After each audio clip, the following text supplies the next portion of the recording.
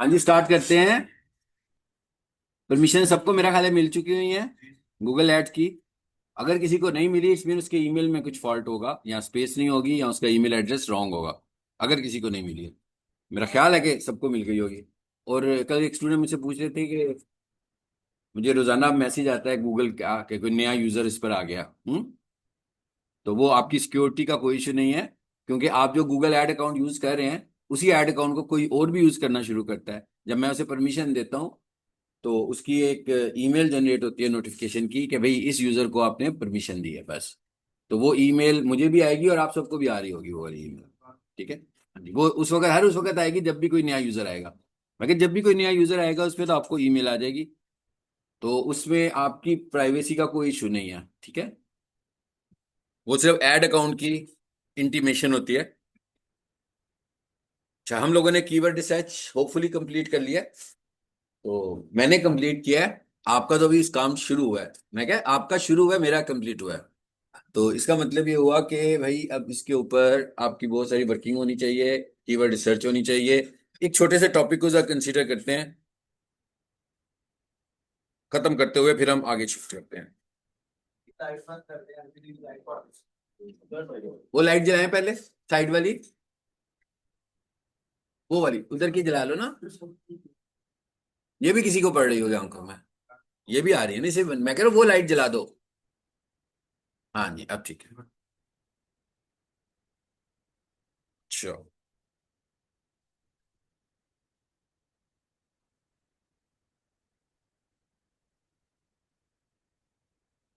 ये सोफे का ही आ रहा है बार बार।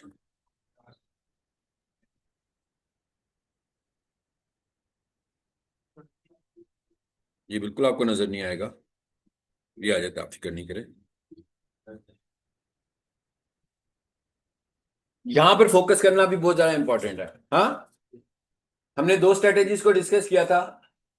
सीड्स वाली स्ट्रेटेजी को डिस्कस किया था, और वेबसाइट की स्ट्रेटेजी को, यानी कंपटीटर से निकालना, कीवर्ड्स निकालना, और सीड से निकालना। सीड्स को हम सर्च कर लेते हैं।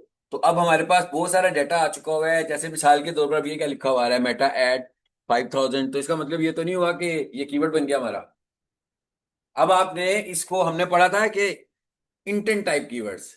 अब आपने ये हमने कॉन्सेप्ट इसीलिए पढ़े थे कि आप इन सब चीजों को साथ में कंसीडर करेंगे। जब कोई बंदा किसी कंप्यूटर कोर्स की इंफॉर्मेशन ले रहा हो, खासतौर पर डिजिटल मार्केटिंग के कोर्स की इंफॉर्मेशन ले रहा हो, कोई क्यूरी लिख रहा हो, कोई प्रॉम्प्ट लिख रहा हो, तो वो मेटा एड तो नहीं लिखेगा। ठीक है, वो क्या लिखेगा? Meta ad course, best academy for meta ad course. ये इंटेंट को हमने खुद रिकग्नाइज करना है। अब इसका मतलब ये हुआ कि भाई इसने अगर हमें 5,000 इसके सर्च रिजल्ट्स दे दिए, आगे शायद कंपटीशन भी कोई बहुत ज्यादा नहीं दे रहा, तो हमने ये नहीं समझना कि भाई ये बहुत अच्छा कीवर्ड हो गया और इसको यूज करना शुरू कर दो। इस कीवर्ड से कहीं भी यूजर की इंटेंट नजर नहीं आ रही है कि यूजर की इंटेंट क्या है। अलबत्ता आप अब इसको कैसे कर सकते हो आज के सिनेरियो में, ठीक है, एआई के दौर में आप इसके साथ कैसे प्ले करेंगे इन वर्ड्स के साथ कि जिनके सर्च वॉल्यूम्स अच्छे हैं, इनको आप चैटबॉट्स में लेकर जाएं और चैटबॉट्स में जाकर आपने ये क्यूरी करनी है कि जब कोई कोर्स करना चाह रहा हो और वो मेटा एड लिखेगा, तो कौन कौन से प्रॉम्प्ट्स हो सकते हैं मेटा एड पे उसके लिए। अब उधर जो हमारे पास रिजल्ट्स आएंगे वो एक तरह से फिर नए सीड्स आ जाएंगे, और वो जो नए सीड्स आएंगे उन सीड्स में से हमने देखना है कौन से रिलेट कर रहे हैं कॉलेज के साथ। फिर उनको हम सीड्स को लेकर आएंगे इधर और फिर हम उन सीड से डाटा निकालेंगे। पॉइंट समझ में है? ये नहीं है कि यहां पर आ गया जो रिजल्ट आ गया वो ठीक रिजल्ट है, वही हमारा कीवर्ड बन गया। इसी तरह और भी कुछ ऐसे कीवर्ड्स हो सकते हैं। अब ये क्या लिखा हुआ आ रहा है जी, एसईओ नियर मी। आपको लगता है कि ये किसी एकेडमी का या कॉलेज का कीवर्ड हो सकता है? एसईओ नियर मी, इसके तो बहुत सारे मतलब निकल सकते हैं।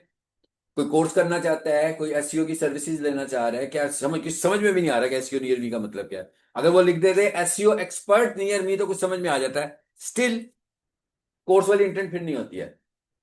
अगर कोई बंदा ये कहे कि best academy for SEO course near me, तो फिर हमें समझ में आ जाता है।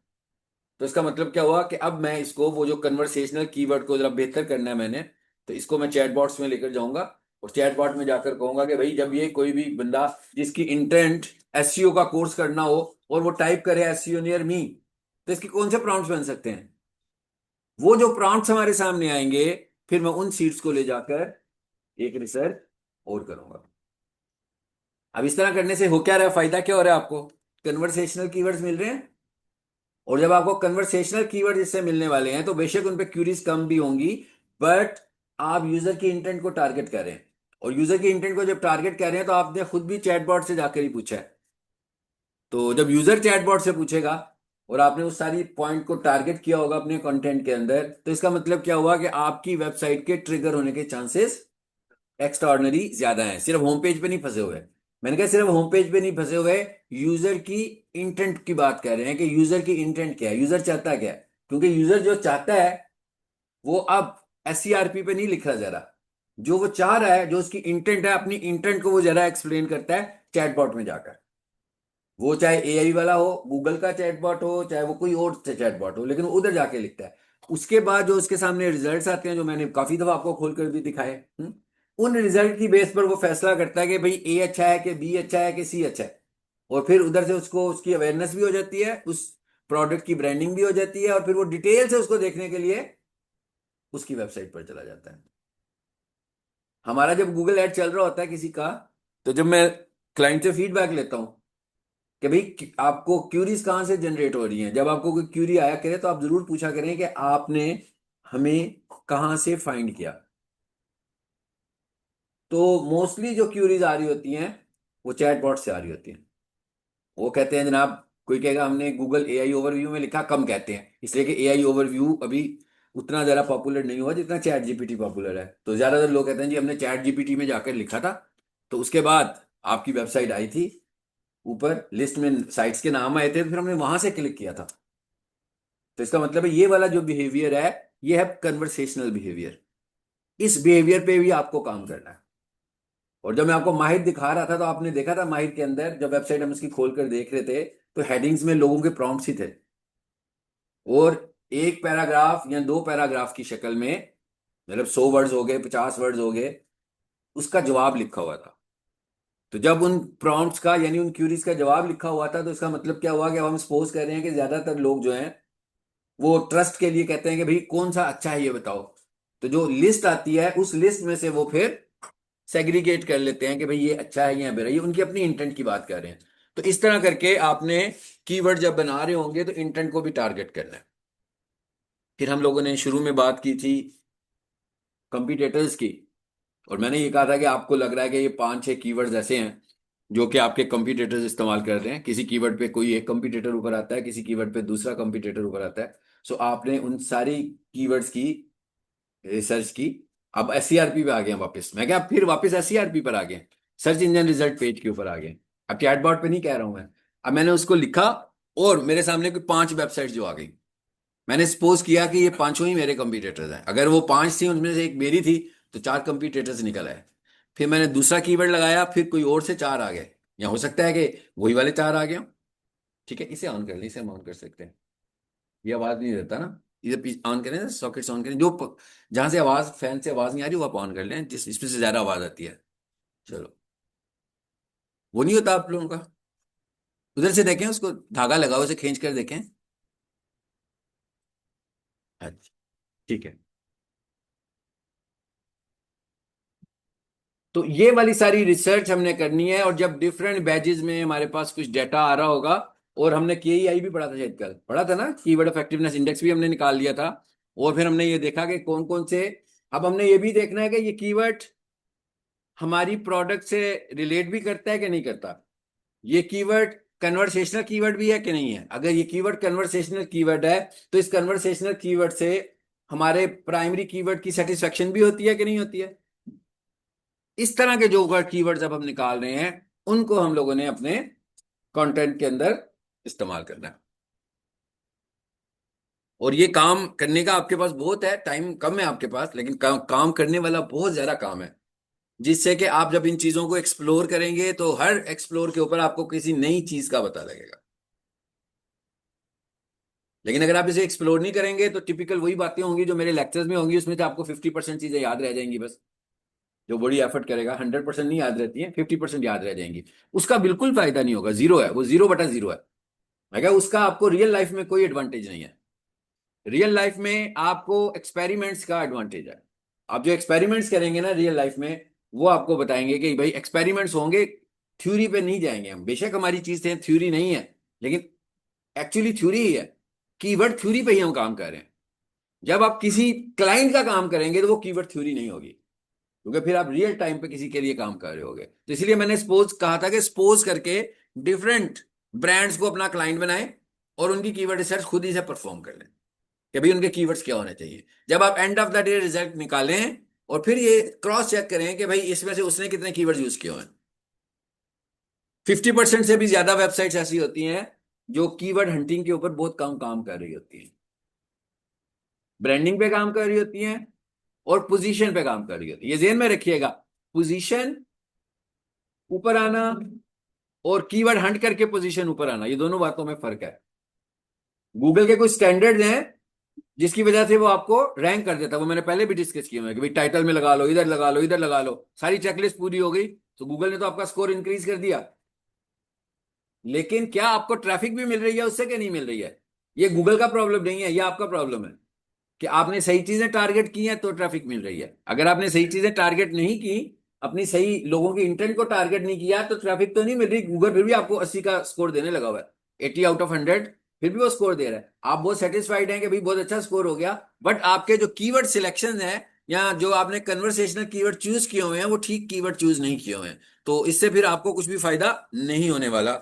सो अब आपको एक काम करना है, मैंने ग्रुप्स बना दिए हुए हैं, ठीक है। कीवर्ड रिसर्च करनी है, और कीवर्ड रिसर्च ऐसी हो कि मैं यूं खोल खोल कर देख रहा हूँ, एक सफा पलट दूं, फिर दूसरा पलटूं, फिर तीसरा पलटूं, भाई पता लगे कुछ कीवर्ड रिसर्च हुई है। ऐसी रिसर्च ना हो कि जैसे मुझे लगे मुझे किसी ने व्हाट्सएप मैसेज भेजा हुआ शॉर्ट था, पता लगी 4 कीवर्ड है सर ये निकल आए हैं। उससे कैसे पता लगेगा कीवर्ड रिसर्च हुई है भाई? क्या प्रोसेस किया आपने इस कीवर्ड रिसर्च के दौरान, किसको ऐड किया, किसको एलिमिनेट किया है, कुछ पता नहीं है। तो आपकी keyword research number of pages पर होनी चाहिए। तो कीवर्ड रिसर्च में आपने कंपटीटर रिसर्च भी करनी है।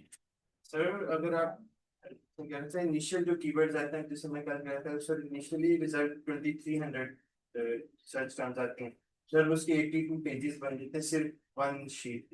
सर इस तरह जब मल्टीपल शीट्स होंगी तो वो तो 100 से ऊपर होते हैं। ये आप क्या कहना चाह रहे हैं? सर जैसे अभी आपने सर इसको अगर पीडीएफ में करेंगे तो सिंगल शीट का सर अगर 2000 या 5000, तो सर वो तो मल्टीपल शीट, मेरी 82 शीट्स बननी है सिर्फ सिंगल। हाँ, तो मतलब क्या, मुझे अभी भी नहीं समझ में कहना सर क्या चाह आप रहे हैं? वो फिर मैं आपको उसका सही आंसर दे। मल्टीपल आपको पीडीएफ देंगे या सिंगल पीडीएफ नहीं में? नहीं, आपने मुझे ऐसे रिजल्ट निकाल कर देने, एक ही शीट होगी, उसमें नंबर ऑफ पेजेस हाँ होंगे। सर, ठीक है। वो आपको भी कह जैसे सकते हम हैं लोगों और ने भी कर डिस्कस सकते किया हैं। ना, मैंने कहा हमने डिस्कस किया ना कि भाई ये पहला टास्क, ये दूसरा टास्क, ये तीसरा टास्क, ये चौथा टास्क, ये 12 टास्क में आपकी एक कीवर्ड रिसर्च खत्म हुई, जो आपने एक बैच किया। फिर आपने एक और नया बैच किया, उसका भी प्रोसेस यही वाला हुआ। फिर आपने तीसरा बैच किया, उसका भी प्रोसेस यही वाला हुआ। फिर वो जो आपने manual keyword research, website research की, मैनुअल कंपटीटर रिसर्च की, उसका एक डॉक्यूमेंट होगा, ये कीवर्ड है और ये वाली वेबसाइट इस पे टॉप पर आने लगी हुई है। और ये वाली रिसर्च जब भी करनी हो प्राइवेट विंडो में करें, इनकॉग्निटो में करें, नॉर्मल विंडो में ना करें, क्योंकि नॉर्मल विंडो में जब भी करेंगे तो आप जिस वेबसाइट के साथ काम कर रहे हैं, आप उसे बार बार खोल रहे हैं, तो वो वेबसाइट हर दफा किसी ना किसी नंबर पर आपको मिलेगी। तो यहाँ ये वाला काम जब भी आपने करना हो, ये रिसर्च करनी हो, तो प्राइवेट विंडो रिसर्च होनी चाहिए, ताकि वो आपके लैपटॉप की कैश मेमोरी में वेबसाइट पहले से स्टोर ना हो रिजल्ट निकालने के लिए, बल्कि वो बाहर से निकले, ताकि आपको सही डाटा मिल रहा हो, एक्चुअल डाटा मिल रहा हो, जो सही वाला फैक्ट, सही इफेक्टिव डाटा है। ठीक है। अब ये देखिए, ये क्या लिखा हुआ आ रहा है जी, पर क्लिक 5000। मुझे तो बहुत अच्छा लग रहा है, क्या ये कीवर्ड है? ये तो एलिमिनेट होने वाला है। अब ये क्या लिखा हुआ है जी, डिजिटल मार्केटिंग क्लास एक वर्ड है और क्लास डिजिटल मार्केटिंग दूसरा वर्ड है। लेकिन अब हम ये कहेंगे भाई इतने सारे लोगों ने लिखा है तो इसको भी अपना कीवर्ड बना लेते हैं, ये तो रॉन्ग है। ठीक है ना, ये तो अवेयरनेस की कमी की वजह से किसी ने लिखा होगा, लेकिन ये वर्ड तो नहीं है सही वाला। इसको भी हम अपने कीवर्ड के तौर पर शामिल नहीं करने वाले, मतलब क्या हुआ, इसको भी हम एलिमिनेट करने वाले हैं। अच्छा, अब ये क्या लिखा हुआ है, मेटा एडवर्टाइज। अब ये वाले वर्ड को ना चैट बॉट में ले जाएं और वहां जाकर अपनी इंटेंट बताएं कि ये जो मेटा एडवर्टाइज का वर्ड है, अगर कोई सर्च कर रहा हो, रिजल्ट्स देखना चाहता हो चैटबॉट के ऊपर कि मेटा एडवर्टीजमेंट के कौन कौन से कोर्सेज हैं, वो क्या लिखता होगा, वो जो आपको प्रॉम्प्ट्स देगा, अब आपने उसको कन्वर्सेशनल अंडरस्टैंड करना है, उसको सीट समझ लेना है, उसमें से जो आपको अच्छे पॉजिटिव लगेंगे। अच्छा, वो आपको जो प्रॉम्प्ट्स देगा वो बहुत सारे टेक्निकल प्रॉम्प्ट्स भी हो सकते हैं। मतलब ये सपोज करके, टेक्निकल प्रॉम्प्ट्स का मतलब है कि जैसे हम टेक्निकल डॉक्यूमेंटेशन कर रहे होते हैं, तो ऐसे वर्ड्स होते हैं जो कि आम यूजर की समझ के तो नहीं होते हैं, टेक्निकल टर्म्स होती हैं वो। जैसे ब्लूप्रिंट का वर्ड आ जाएगा। ठीक है। अब मैं उस वर्ड को की अपने कीवर्ड के तौर पे तो सेट नहीं कर सकता हूं, तो फिर आप उस कीवर्ड को फिर दोबारा से इसके पास ले जाए, उसे कहो कि भाई मुझे इसके लिए जरा इजी कन्वर्सेशनल कीवर्ड्स बताओ। फिर वो आपको मजीद उसको ट्रांसलेट करके बताएगा कि भाई ये जो ब्लूप्रिंट का वर्ड है, इसको इस तरह भी लोग ढूंढ रहे होंगे। ब्लूप्रिंट का मतलब क्या है, जो उनका ऑफिशियल डॉक्यूमेंट है। अच्छा, अब वो ऑफिशियल डॉक्यूमेंट का मतलब क्या हुआ, कि हम कह सकते हैं कि एल्गोरिदम, रूल, डिसिप्लिन। तो कोई बंदा किस तरह इसको, आम बंदे इसको किस तरह सर्च करने लगे हुए हैं, आम लोग इसे किस तरह सर्च करने लगे हुए हैं, जिस तरह इसे आम लोग सर्च करने लगे हुए हैं, हमें वो वाले वर्ड चाहिए। क्योंकि ब्लूप्रिंट का वर्ड कोई भी वो वाला बंदा नहीं लिखेगा जो एक्सपर्ट होगा। जिसने अभी कोर्स किया नहीं हुआ उसको तो इन चीजों का नहीं पता, जो कर लेगा तो उसको पता लग जाएगा इन चीजों का। ये एलिमिनेशन बड़ी जरूरी है। ठीक है। अब ये लिखा हुआ आ रहा है Amazon PPC, नहीं अभी हमारे कोर्स से रेलिवेंट। सैमरश प्राइसेस नहीं है, अलबत्ता अगर आपने कोई एक ऐसा पेज बनाया हुआ है जिसमें आप एसईओ टूल्स को डिस्कस कर रहे हो, तो उसमें आप ऊपर सजेस्ट की बात भी कर रहे हो, गूगल एड्स की बात भी कर रहे हो, सैमरश की बात कर रहे हो, एरएफ की बात भी कर रहे हो, इतने सारे और टूल्स की भी बात कर रहे हो, तो वहां पर तो इसको यूज कर सकते हैं हम। लेकिन इसके साथ फिर हम कोई कन्वर्सेशनल कीवर्ड ही बनाएंगे, ऐसे नहीं बनाएंगे। चलो जी, मेरा ख्याल है कि अब इस टॉपिक को मैं आपके हवाले कर रहा हूँ। ठीक है, तो आप इसके साथ क्या सलूक करते हैं वो मुझे ग्रुप्स की सूरत में देखना है। जो जो मैंने ग्रुप्स बनाए हुए हैं आपके, देखना मैंने सबका इंडिविजुअल है, और इंडिविजुअल टास्क ही देखना है। ग्रुप्स बनाने का मतलब यह है कि आप लोग एक दूसरे के साथ नॉलेज शेयरिंग करें और उसके बाद अपना अपना टास्क खुद बनाएं। ऐसा ना हो कि जो मैं एक दफा देखूं फिर मुझे दो का देखने की जरूरत ही ना पड़े। हाँ, ठीक है। वो अरबी का वर्ड होता है ना, एजन, है ना, एक वर्ड होता है एजन, इसका क्या मतलब होता है बता, इसको बता। सेम। ठीक है। तो वो सेम नहीं होना चाहिए भाई। मैंने कहा ये नहीं है कि वो जो एक बंदे ने कर दिया सबका वही है भाई, एक देख लिया सारा, सारी क्लास का देख लिया आपने, ऐसा नहीं होना चाहिए। वो जैसे किताबों में लिखा था ना, जैसे कि आप पिछले बाब में पढ़ चुके हैं, तो वो दूसरा स्टूडेंट मुझे कहे कि सर वो जैसा ए ने कर दिया ये वही है, तीसरा स्टूडेंट के जैसा बी ने कर दिया ये वही है। हर किसी का अलग हो, बेशक आप एक दूसरे से हाइड करें, बट पॉइंट्स एक दूसरे से जरूर डिस्कस करें। अगर आपके ग्रुप में किसी को कोई पॉइंट क्लियर नहीं हो रहा, आप उसे कहें मुझसे पॉइंट क्लियर कराओ, मुझसे काम नहीं कराओ। ये नहीं है कि वो बाहर आपको आइसक्रीम खिला रहे हैं सारा, उसका घर में बैठ के रात को काम कर रहे हैं, भाई गुड, अच्छी अच्छी टेक्नोलॉजी है। ऐसा नहीं होना चाहिए। और अगर मैं ये सारी बातें आपको बता रहा हूं तो इसका मतलब है कि मैं ये सारी बातें डिटेक्ट भी कर लूंगा। मैं इसीलिए आपको बता रहा हूँ कि मैं ये सब चीजें डिटेक्ट कर लूंगा, क्योंकि मैंने जब आपके फेसेस देखने हैं ना, मैंने कोई सॉफ्टवेयर भी यूज नहीं करना, हाँ? मैंने सिर्फ आपकी शक्ल देखनी है, तो मुझे पता लग जाएगा कौन खुद कर रहा है और कौन किसी और से करवा रहा है। एनीवेज आगे चलते हैं। अब हम सपोज कर रहे हैं, ये बात सोच कर सिर्फ सपोज कर रहे हैं, आपने अभी किया नहीं है। हम सपोज कर रहे हैं कि आपने कीवर्ड रिसर्च कर लिया। पहले मैं सपोज कर लिया था कि भैया आपने वेबसाइट तैयार कर लिया है ना, तो मेरा ख्याल है कि वेबसाइट तो तैयार हो चुकी हुई है अब तक, सबकी हो चुकी हुई है, आई थिंक सो, है ना? तो अब हम अगला सपोज ये कर रहे हैं कि अब हमने क्योंकि कीवर्ड रिसर्च कर लिया है, तो अब आपने अपने कीवर्ड आइडेंटिफाई कर लिया भाई। कीवर्ड रिसर्च में बेशक बहुत सारे कीवर्ड्स निकाल लो फिलहाल, क्योंकि अभी तो हम लोगों ने कंटेंट राइटिंग का भी काम नहीं करना, कंटेंट राइटिंग कंटेंट राइटर ही करेगा, हम एसईओ की सर्विसेज दे रहे होंगे। लेकिन कीवर्ड रिसर्च के लिए आपको कंटेंट निकालना है, कन्वर्सेशनल कीवर्ड्स को भी निकालना है। फिलहाल हम कोई 4 से 5 कीवर्ड्स को फोकस कर लेंगे, बट आप जो रिसर्च करेंगे उसमें आपके पास ज्यादा कीवर्ड्स होने चाहिए अपने टॉपिक को लेकर। तो अब हम सपोज कर रहे हैं कि भी आपने कीवर्ड्स भी निकाल लिए हुए हैं, और अब हम स्टेप फॉरवर्ड करें, यानी अब हम जाने लगे हैं ऑन साइट एसईओ की तरफ और टेक्निकल एसईओ की तरफ। जब 2016-17 में मैं एसईओ करता था तो उस वक्त ये दोनों टर्म्स यूज नहीं होती थी, on site SEO, technical SEO.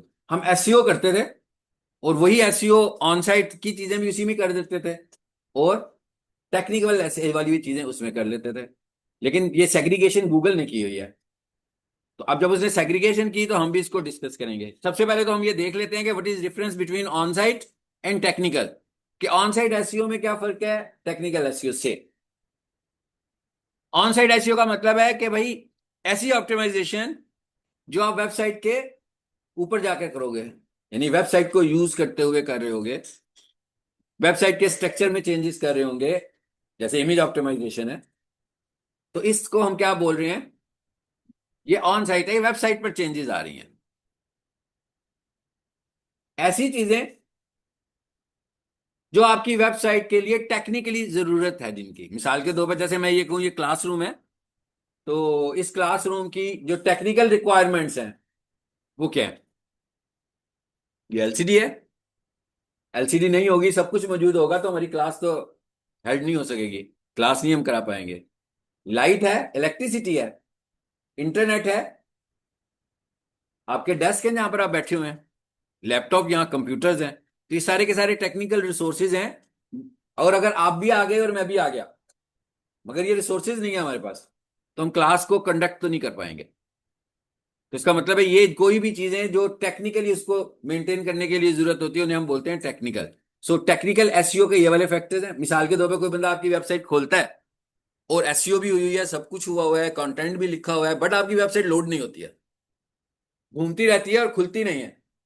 या फिर आपकी वेबसाइट खुल जाती है तो जब वो डिजाइन आपके सामने आता है तो बिल्कुल समझ में नहीं आता कि कौन सी चीज क्या है, ओवरलैपिंग होने लगा हुआ कंटेंट आपका, इमेजेस के ऊपर इमेजेस के ऊपर इमेजेस ओवरलैप करने लगे हुए हैं, जहां पर इमेज है साथ में ही 3 पैर लाइनें भी उसके साथ ही टच होने लगी हुई हैं। तो ये सब के सब क्या है, ये टेक्निकल इश्यूज हैं आपकी वेबसाइट के। नो डाउट आपको लग रहा होगा कि ये वाले जो टेक्निकल इश्यूज हैं ये तो एक्चुअली रिलेट करते हैं डेवलपर से, हमसे तो रिलेट नहीं कर रहे इतने ज्यादा, बट इन्हें पॉइंट आउट हम ही करेंगे। और उसके बाद हम इसको डेवलपर के पास लेकर जाएंगे कि भाई ये इशू नहीं है, ये जो आपका व्हाट्सएप का बटन है और ये जो आपकी कंपनी का लोगो है ये टच हो रहे हैं आपस में।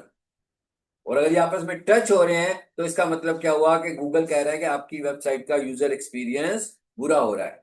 तो जब आपकी वेबसाइट का यूजर एक्सपीरियंस बुरा होगा तो मैं इसे इंडेक्स नहीं करूंगा, ये गूगल कह रहा है। तो इसका मतलब क्या हुआ भाई, जितनी मर्जी अच्छी खूबसूरत वेबसाइट बनी हुई है, अब आपकी वेबसाइट इंडेक्स ही नहीं हो रही है, तो इंडेक्स नहीं होगी तो रिजल्ट्स में कैसे नजर आएगी? इंडेक्स को ही डिनाई कर दिया उसने। तो इसका मतलब ये सब चीजें जब हम देखेंगे तो इन्हें हम बोलेंगे टेक्निकल एसईओ। ये जस्ट मैंने एक जनरल आपसे बात की है कि what is on site and what is technical. अब जब मैं जो जो चीजें आपको बताऊंगा उसमें कौन सी चीजें ऑन साइट हैं और कौन सी चीजें टेक्निकल हैं, उनको अभी हम डिस्कस करने वाले हैं। मतलब अभी आपको क्या पता लगा कि what is on site and what is of site, technical कुछ भी किए बगैर? मैं क्या कुछ भी किए बगैर अभी आपको क्या पता लगा कि ऑन साइट क्या है? जो चेंजेस हम वेबसाइट की प्रेजेंटेशन के ऊपर काम कर रहे हैं बट एसईओ के पॉइंट ऑफ व्यू से, तो वो हम कह सकते हैं कि ऑन साइट है भाई, वो ऑन साइट काम होने लगा हुआ है। और ऐसी चीजें जो कि आपकी वेबसाइट को कंडक्ट करने के लिए टेक्निकली जरूरी है, वो सब चीजें क्या होंगी? टेक्निकल एसईओ में आ जाएंगी। अब जब मैं जो भी स्किल दूंगा इसके अंदर आपको बताऊंगा, जिसके मुतालिक भी बात करूंगा तो मैं आपको बताऊंगा कि ये ऑन साइट की कैटेगरी है कि टेक्निकल की कैटेगरी है, कि भाई ये पार्टली ऑन साइट भी है और पार्टली टेक्निकल भी है, यानी दोनों चीजें बन रही हैं। तो आ जाते हैं जी अब जरा स्लाइड पे।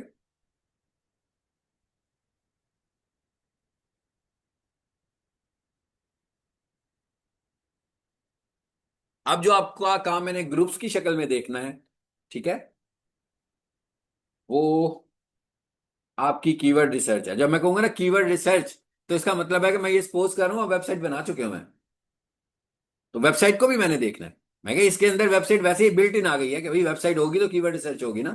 तो यानी अब मैंने जो ग्रुप्स की शक्ल में देखना है, आपकी कीवर्ड रिसर्च तक का काम देखना है कि वो जो आप पीक सोल्यूशन के ऊपर काम करने लगे हुए हैं, कर रहे हैं ना, यही काम कहा था ना मैंने, या अपना किस पे कर रहे थे हम काम वैसे भाई दबे? सर कल वाली तो आपने नहीं, वैसे आप लोग अपना जो प्रोजेक्ट कर रहे थे वो किस पे कर रहे हैं? अपनी अपनी डिजिटल मार्केटिंग पे कर रहे हो, चलो ठीक हो गया। अगर आप लोग अपनी डिजिटल मार्केटिंग सर्विसेज पे कर रहे हैं, तो सबने मुझे अपनी अपनी वो वेबसाइट दिखानी है और मुझे बताना है कि इसमें हम ये कीवर्ड्स लेकर आए हैं और ये हमने कीवर्ड रिसर्च परफॉर्म की थी, ये हमने 4-5 यूज किए, ये हम फ्यूचर में यूज करेंगे जब हम इसके कंटेंट को इनहेंस करेंगे। ठीक है, तो ये काम कल से ही अब टेस्टिंग शुरू हो जाएगी। और ग्रुप वाइज टेस्टिंग करूंगा, इसका मतलब क्या होगा कि रोजाना एक दिन को मैं सब कुछ तो नहीं देख पाऊंगा। हो सकता है एक दिन में मैं 2 ग्रुप्स को टेस्ट किया करूं। वो कौन से 2 ग्रुप्स होंगे वो मैं खुद ही डिसाइड करूंगा। ठीक है, कोई सीक्वेंस नहीं है, कोई इंडेक्स नंबर नहीं लगा हुआ। तो मेरे हिसाब से सबका काम होना चाहिए, तो मैं कोई से भी 2 ग्रुप्स को लूंगा और उनको इंडिविजुअली देखूंगा कि वो क्या कर रहे हैं। उन्होंने मुझे अपना काम भी दिखाना है, उन्होंने जो काम किया हुआ है उसने अंदर क्या किया हुआ है उसे एक्सप्लेन भी करना है। ठीक है, और जब एक्सप्लेन कर रहे होंगे तो इंडिविजुअल मेरे साथ सिटिंग हो रही होगी, 3 लोग नहीं बैठे होंगे। लेकिन आप जब कर रहे हो तो 3 लोगों की तरह कर रहे हो। ठीक है, एनीवेज आगे चलते हैं।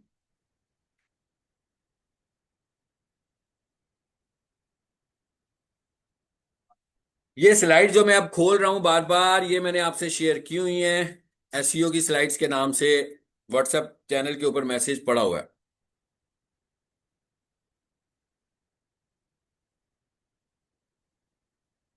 आप खोलेंगे तो इसी तरह की कुछ स्लाइड्स आपको भी मिल जाएंगी उसके अंदर। जब आप उन्हें अनजिप करोगे तो ये स्लाइड्स आपको भी मिल जाएंगी। पहली पहला टास्क हम यहाँ पे क्या करने वाले हैं? टाइटल की बात करने वाले हैं भाई। टाइटल की बात तो हम लोग पहले भी कई दफा कर चुके हैं, है ना? ये जरा मैं एक स्लाइड खोल रहा हूं। पहले जो हमने बात की with context of title of website, तो हमने कहा भाई वेबसाइट का जो टाइटल है वो हेड में होता है। वेबसाइट का जो टाइटल है उसका साइज जो है वो 60 कैरेक्टर्स का होना चाहिए। और 60 कैरेक्टर से अगर आप ज्यादा टाइप करेंगे तो कोई प्रॉब्लम नहीं है, टाइप हो जाएगा। लेकिन सर्च रिजल्ट्स में वो डॉट डॉट्स नजर आएंगे, नंबर 1।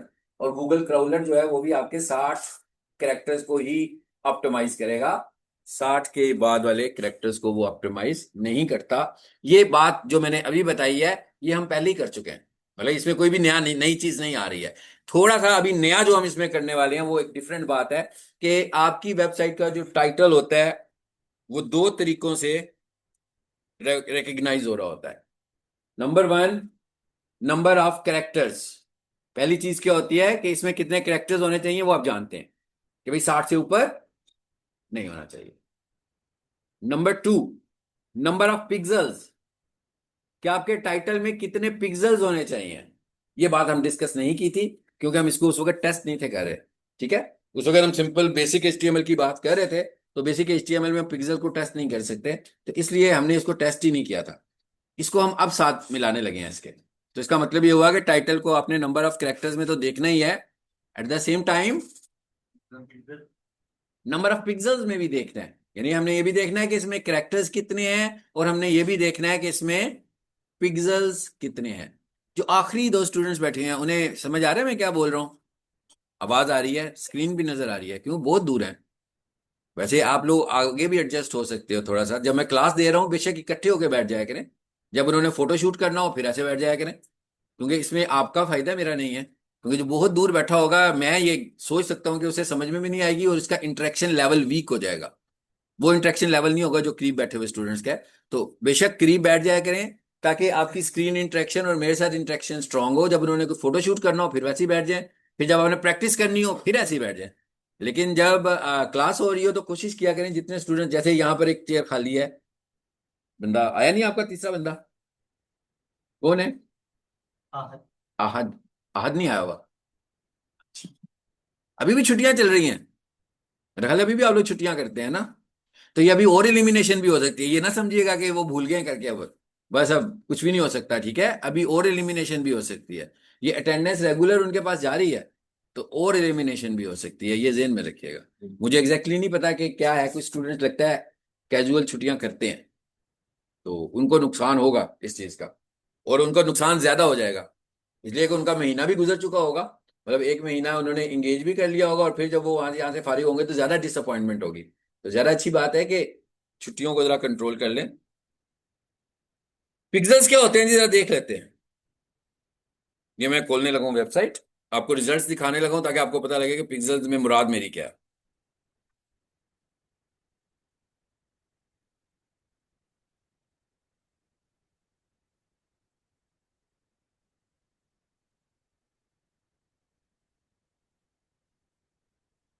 ये मैंने ना एक सर्च कीवर्ड लिख दिया, प्रोफेशनल किचन इक्विपमेंट। मैं सिर्फ रिजल्ट दिखाना चाह रहा हूं आपको।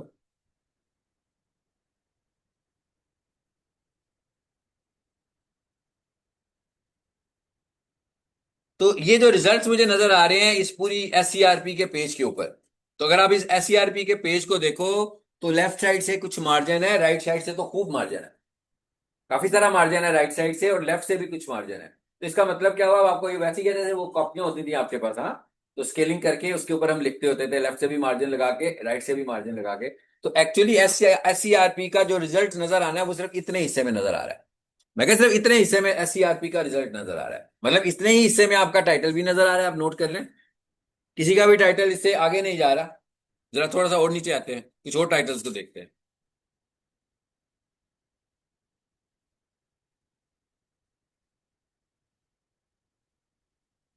ये वाला टाइटल देख लें, पकीजा का। इसमें डॉट डॉट्स आ गए। इसका मतलब क्या हुआ कि ये 60 कैरेक्टर से बढ़ चुका होगा। पिक्सल की लेंथ से शायद नहीं बढ़ा होगा, मगर 60 कैरेक्टर से बढ़ चुका होगा। तो हमें क्या करना है, नंबर वन 60 कैरेक्टर्स को कंट्रोल करना है, और साथ में पिक्सल्स को भी कंट्रोल करना है। अब पिक्सल को कैसे कंट्रोल कर रहे हैं कि हम ये कह रहे हैं कि भाई इतने हिस्से में प्रॉपर्ली हमारी चीजें नजर आनी चाहिए, पिक्सल्स इंक्रीज होंगे तो फिर गूगल पकड़ लेगा, टाइटल में कैरेक्टर्स इंक्रीज होंगे तो फिर गूगल पकड़ लेगा कि आपका टाइटल विद इन लिमिट नहीं है। अब ये कंट्रोल हमें, पिक्सल का मतलब क्या हुआ कि जैसे वो कोई इमेज होती है तो उसकी एक डायमेंशन होती है ना, कि इसमें हॉरिजेंटली इतने पिक्सल्स हैं और वर्टिकली इतने पिक्सल्स हैं, तो इसी तरह आपकी हेडलाइन में भी हॉरिजेंटली पिक्सल्स और वर्टिकल पिक्सल्स चेक हो रहे हैं। अब इसको मैं वैसे चेक नहीं कर सकता जैसे आपको इमेज चेक करवाता ना, कि माउस ऊपर रखा था तो उसने बताया भाई 80x20 साइज आ जाता है ना उसके ऊपर लिखा हुआ। इस तरह तो ये चेक होगा नहीं। इसको चेक करने के लिए हमारे पास टूल्स होंगे, कुछ ऑनलाइन टूल्स होंगे, उससे मैं टेस्ट करूंगा और टेक्निकल तरीके से चेक करूंगा, क्योंकि जब ऑनलाइन टूल है फिर तो वेबसाइट भी ऑनलाइन होनी चाहिए। बट अगर मैं ये सपोज करूं कि मेरी वेबसाइट तो अभी ऑनलाइन ही नहीं है, चेक मैं ऑनलाइन टूल से कर रहा हूं, ये कैसे हमने करना है ये मैं बताने लगा हूं, ये मैं कैसे करूंगा। सबसे पहली बात क्या है कि पिक्सल लेंथ का आपको समझ में आ गया। पिक्सल लेंथ से मुराद क्या है, सबको समझ में आ गया पिक्सल लेंथ से मुराद क्या दे रहा हूं मैं, कि आपके टोटल कैरेक्टर्स भी काउंट होने हैं और उसकी पिक्सल भी काउंट होने हैं, कि इसको कितने पिक्सल होने हैं और कितने पिक्सल जब ये बढ़ जाएंगे तो ये गड़बड़ हो जाएगी। यानी गूगल कहेगा कि भाई कैरेक्टर्स तो ठीक है मगर इसकी पिक्सल लेंथ एक्स्ट्रा ऑर्डिनरी आपने ज्यादा कर दी हुई है।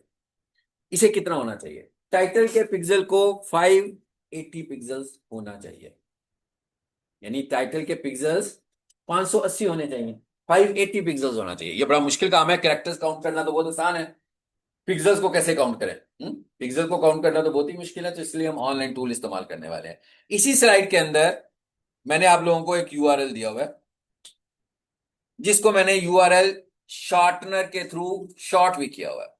मैंने ये वर्ड इसीलिए बोला कि आपको भी इसका कॉन्सेप्ट होना चाहिए, यूआरएल शॉर्टनर्स। सबसे पहले तो हम ये देखते हैं कि यूआरएल शॉर्टनर्स क्या होते हैं।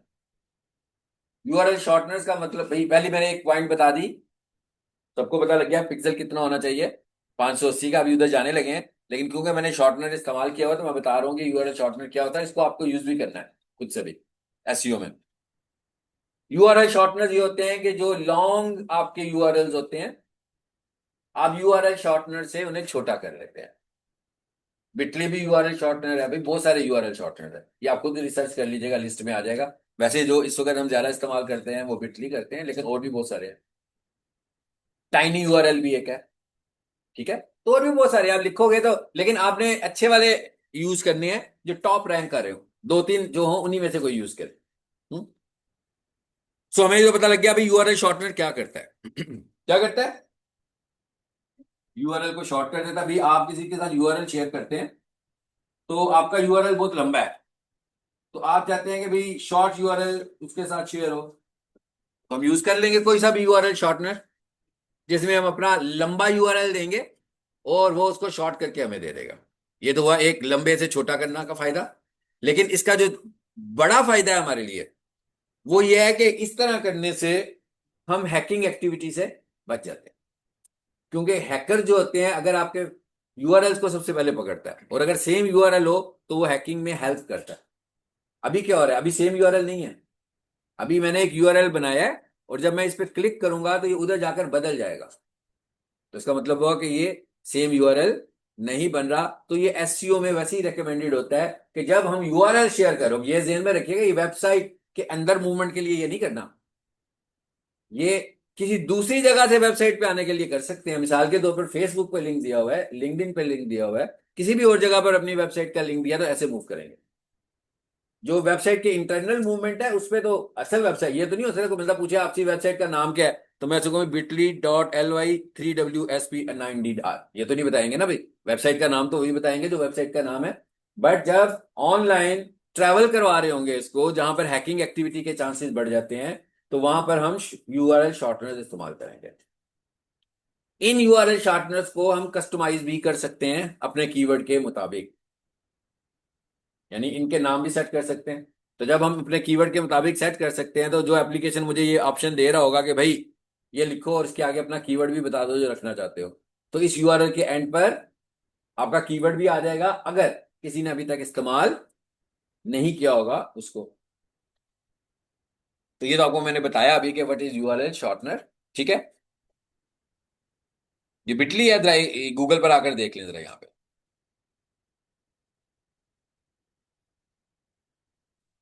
ये बिटली है, और ये है टाइनी यूआरएल।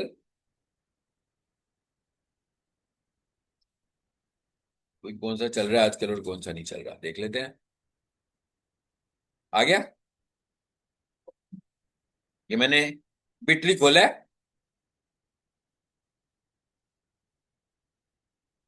क्या कह रहा है, कहता है भाई जिसका यूआरएल शॉर्ट करना है वो यहां पे टाइप करे, और get your link for free. ये मैं अपना पेज पकड़ लेता हूँ यहाँ से, मैं कहता हूँ भाई इसका जो है ना मुझे यूआरएल शॉर्ट कर दो।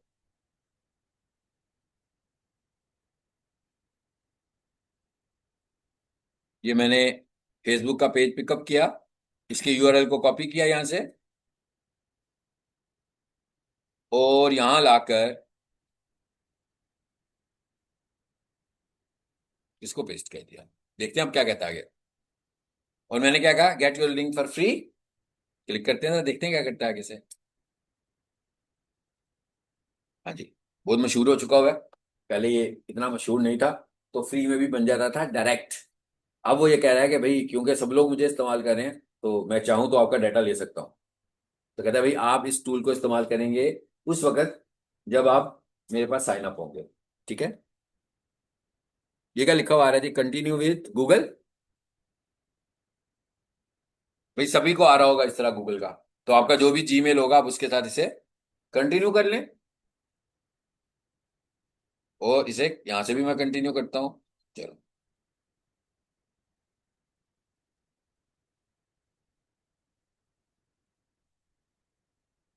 जी, कोई बात नहीं। ये क्या लिखा हुआ है जी, कॉपी लिंक, और ये लिखा हुआ है व्यू लिंक डिटेल्स। ये मैंने कॉपी लिंक किया, ये लिंक मिल गया मुझे, आ गया।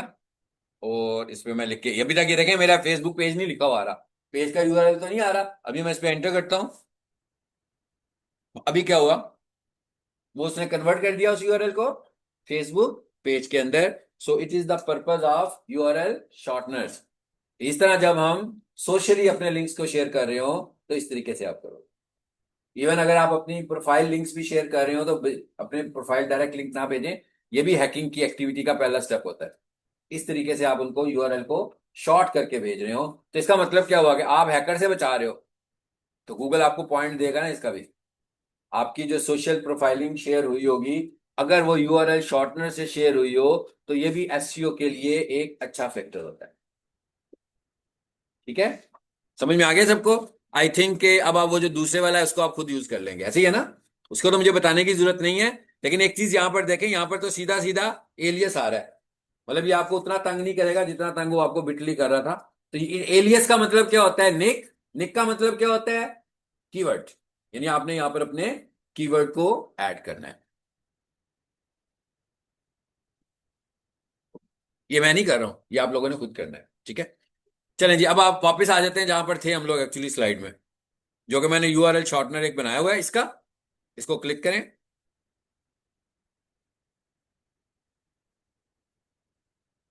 जी, कंटिन्यू टू डेस्टिनेशन। देखा कितना सारा उसने आगे से क्रॉस चेक भी रखा हुआ है कि भाई कोई हैकर तो नहीं है। उसने पहले यूआरएल को चेक किया और फिर उसने इसको खोल रहा है। अभी ये देखिए, अभी तक स्टिल अभी तक टेस्टिंग प्रोसीजर में है आपका। अब हम आ गए हैं एक वेबसाइट के ऊपर, जो कि उसका नाम वहां पर नहीं था लिखा हुआ।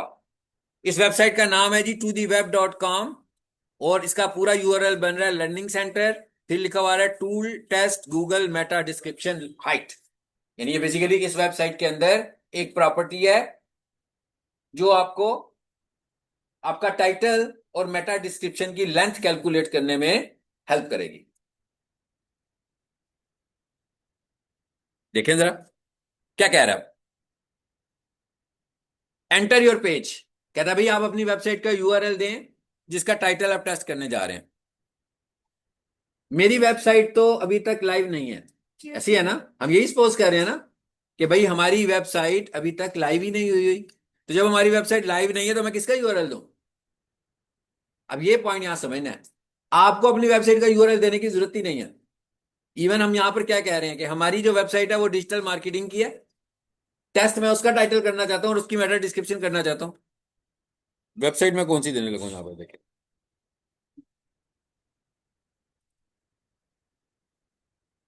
जी इस पे क्लिक करें जी। ये तो किचन इक्विपमेंट की वेबसाइट आ गई है, हाँ, बिल्कुल ही रिलेट नहीं करती ना आपस में। तो यहां पर नीश का कोई ताल्लुक नहीं है भाई, यहां पर आपको एक वेबसाइट चाहिए और उस वेबसाइट का टाइटल आएगा। जब उस वेबसाइट का टाइटल आएगा वहां पर उसको आपने अपने टाइटल के साथ रिप्लेस करना है। तो वह वो आपको उसकी लिमिटेशंस बताएगा कि भाई ये विद इन लिमिटेशन है कि विद इन लिमिटेशन नहीं है। जब आप उसको with in limitation pixel calculate कर लोगे, उसे कॉपी करो और अपने टाइटल में जाकर पेस्ट कर दो।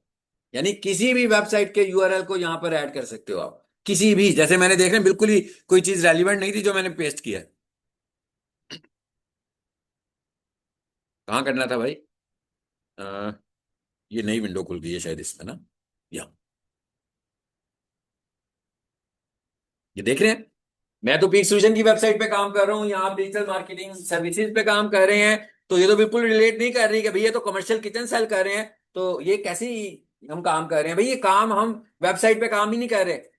हमने सिर्फ ये देख रहे हैं कि इसने जो टाइटल लिखा हुआ है वो मुझे दिखाओ, और उसको मैं एडिट भी कर लूंगा अपनी हद तक, और वो मुझे बताएगा कि ये टाइटल विद इन लिमिट हो गया कि नहीं हुआ। जब वो मुझे बताएगा विद इन लिमिट हुआ, मैं उसे कॉपी करूंगा और अपनी वेबसाइट के हेड के टाइटल वाले पार्ट में जाकर पेस्ट कर दूंगा। लेंजिस पे जरा क्लिक करके देखते हैं कि क्या आता है। ये मैं कमर्शियल किचन वाली वेबसाइट ये यूज करूं, आप कोई भी वेबसाइट यूज कर सकते हो। नीचे आते हैं, जरा देखते हैं क्या है हमारे पास। ये देखें आ गया, ऊपर लिखा हुआ है पेज टाइटल। सो अब हम लोगों ने यहां से पेज टाइटल को देखा, तो इसके मुताबिक तो वो कह रहा है भाई 580 पिक्सल कहा था ना हमने, तो वो ये कह रहा है 432 पिक्सल्स हैं, फाइन। इसे होना चाहिए था, मेटा डिस्क्रिप्शन को अभी तक हमने डिस्कस नहीं किया, उसको भी आज ही करेंगे। इसे होना चाहिए था 920 पिक्सल्स, तो ये 824 है। इट्स मीन ये भी लिमिट में है, इसीलिए इसको ग्रीन कलर नजर आ रहा है आपको। अगर ये लिमिट में नहीं होगा तो क्या होगा भाई? तो ये होगा, यहां पर बताएगा कि भाई ये तो आपका टाइटल ठीक नहीं है। रेड कलर में आ गया ना। अब आपने क्या करना है भाई, आपने सारे को ही मिटा देना है। कोई मुझे बताया आपने क्या कीवर्ड्स पोस्ट किया, मैं वही टाइप करता हूँ टाइटल में। कोई भी बता दे भाई, कोई एक। अच्छा एक मिनट में मेरी नजर एक बंदे पे आ गई है, तो बताएगा। हाँ जी, सपोज कर लेते हैं आपने किस कीवर्ड पे काम करना है, क्या बन गया आपका कीवर्ड वो बताओ। भाई तुम्हारा कहां से बन गया बेस्ट किचन, तो उसका है। तुम तो डिजिटल मार्केटिंग की सर्विसेज वाला पेज बना रहे हो या पीक सोल्यूशन का पेज बना रहे हो, तुम्हारे पेज पे ये कैसे आएगा।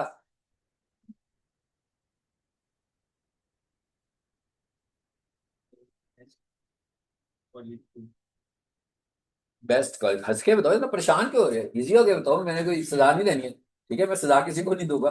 ठीक है, बातें ही करूंगा ज्यादा से ज्यादा, कोई और सजा नहीं है मेरे पास देने के लिए। Best, best college for digital marketing courses, बस इतनी सी बात है, इसमें कौन सी मुश्किल बात है।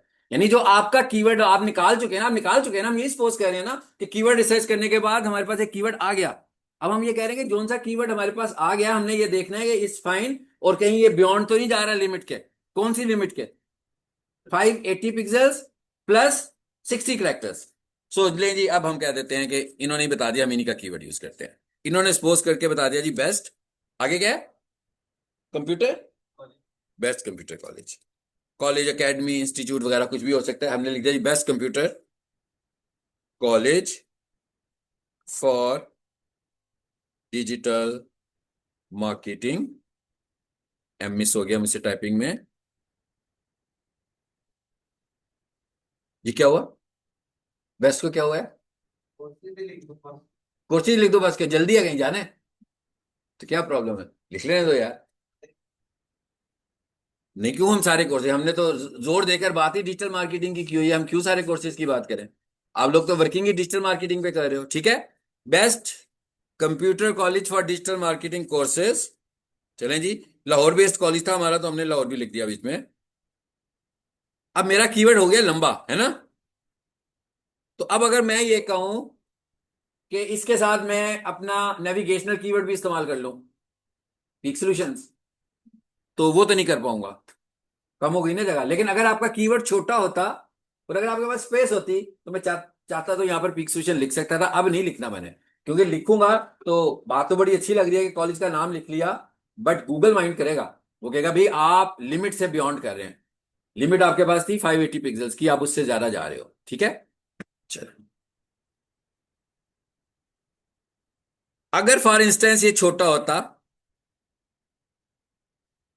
चलें जिसको थोड़ा सा चेंज करें, digital marketing courses in Lahore, हो गया पूरा।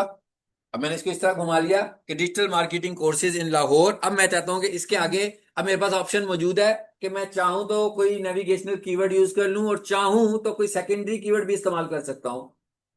ठीक है, आपने अपने टाइटल में अपने मैसेज को रिपीट नहीं करना, आपने अपने टाइटल में अपने मैसेज को रिपीट नहीं करना, उससे आपके टाइटल की वर्थ कम होगी।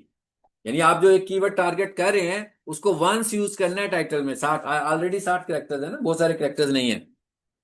तो उसके बाद मैंने ये पाइप साइन लगाया, आपको सबको पता है ना मैं पाइप साइन क्यों कहता हूं यहाँ लगाने को, दो ही करेक्टर्स अवेलेबल हैं यहाँ, पाइप साइन या हाइफन। सेपरेट करने के लिए फुल स्टॉप नहीं लगाना, सेपरेट करने के लिए कॉमा नहीं लगाना, सेपरेट करने के लिए पाइप साइन लगाना है या हाइफन लगाना है, या हाइफन, भाई दोनों इकट्ठे नहीं लगाने। ये वाला यूज कर लो या ये वाला यूज कर लो, ये दो सेपरेटर्स हैं जो आप यहां पे इस्तेमाल कर सकते हैं बस। इसके आगे मैंने लिख दिया भाई पीक सॉल्यूशंस। अभी भी मेरे पास स्पेस है, अगर मैं चाहूं तो यूज भी कर सकता हूं, बट इट्स इनफ।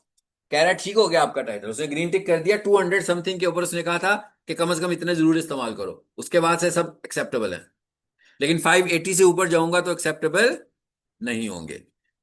अगर फॉर इंस्टेंस हम पीक सॉल्यूशन के दूसरे कोर्सेज को भी टारगेट कर रहे होते जैसे वो बता रहे थे आखिर में से, तो मैं चाहता तो वेब डेवलपमेंट लिख सकता था, मैं चाहता तो शॉपिफाई कोर्स भी लिख सकता था, क्योंकि वो सेकेंडरी कीवर्ड के तौर पर ट्रीट होता। अगर मैं ये कर रहा होता तो अभी हमने सपोज किया हुआ था कि डिजिटल मार्केटिंग है, तो हमने एक ही को ट्रीट किया। जी ये हमारा बन गया। अब हमने क्या करना है भाई, इसको यहां से करना है कॉपी, और वापस अपनी HTML फाइल में चले जाना है, और उसके हेड में जाना है, और उसका जो पुराना टाइटल था टेस्टिंग के लिए रखा हुआ था उसको रिमूव करना है, और इसको ऐड कर लेना है। तो ये आपने अपने टाइटल को ऑप्टिमाइज कर लिया इन कैरेक्टर्स एंड इन पिक्सेल्स, दोनों में कर लिया। अच्छा अब जरा एक चीज नोट कीजिएगा, ये कितने आ रहे हैं जी? 467 पिक्सल्स में काम करने लगा क्या? मैंने क्या किया, पीक का जो वर्ड था उसको मैंने ऑल कैपिटल लेटर्स में कर दिया। कर दिया। लाइट आपने अटेंडेंस अभी करना है कुछ शोर? ये अटेंडेंस लें आप, हम थोड़ी सी पॉज करते हैं।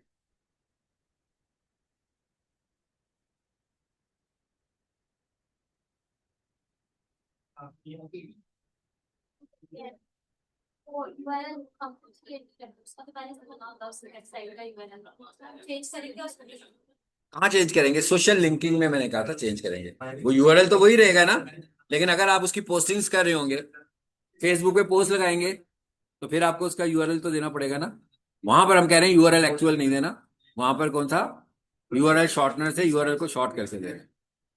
लेकिन जब आप किसी को कहेंगे भाई ये मेरी वेबसाइट है, तो उसको एक्जैक्टली peaksolution.edu.pk ही बताएंगे।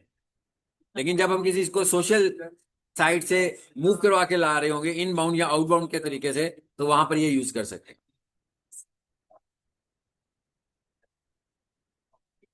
ये क्या कह रहा है Google, there is no limit of title.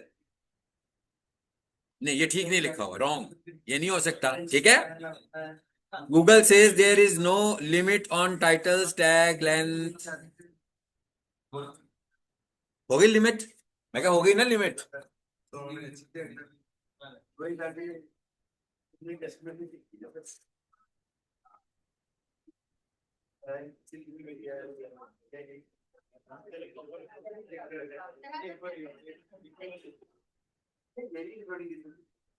क्या हुआ मुझे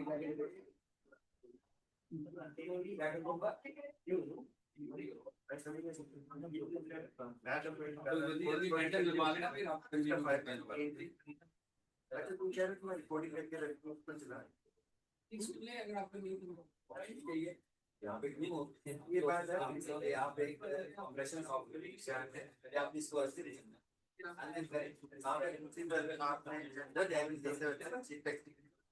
अब आपने से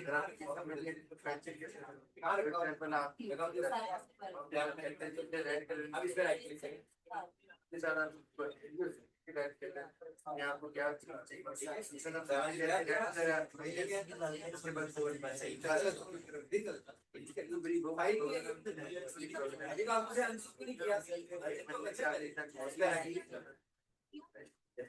यहाँ किया और उधर चले गए, आप यहाँ हैं, यहाँ पर तो आंसर का वहाँ है।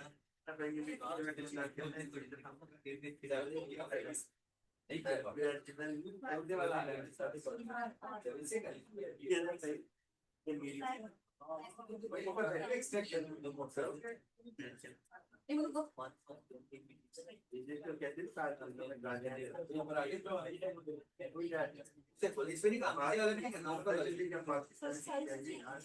आप कॉल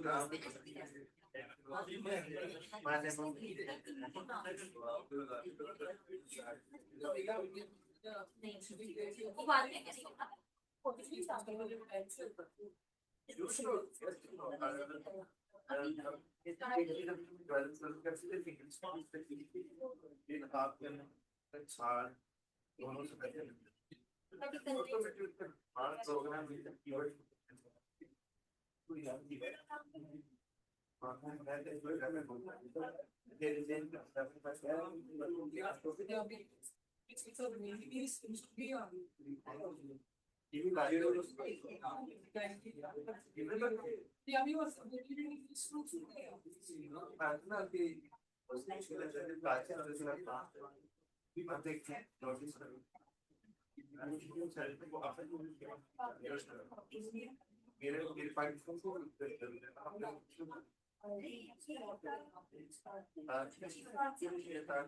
आपके environment ऐसा है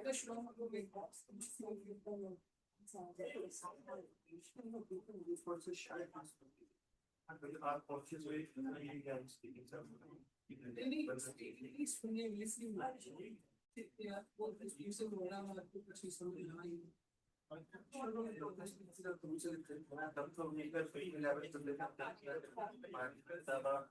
कोई पत्र नहीं देखो उस पर्सन आपको क्या लगता है